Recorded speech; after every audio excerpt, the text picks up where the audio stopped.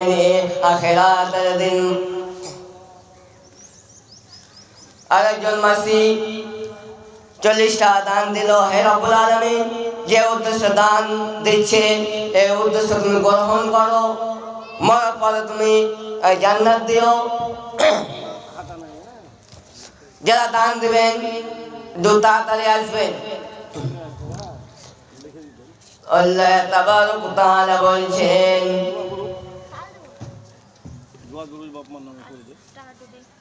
আব্দুল খালেক 3000 টাকা দান করলো।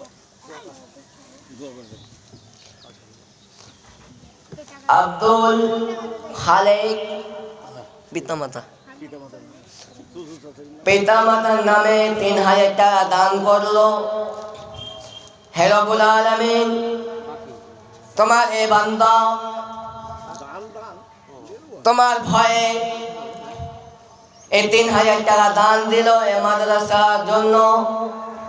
যে উদ্দেশ্য দান দিয়েছে রব্বুল আলামিন, তুমি তাকে উদ্দেশ্য পূরণ করিও।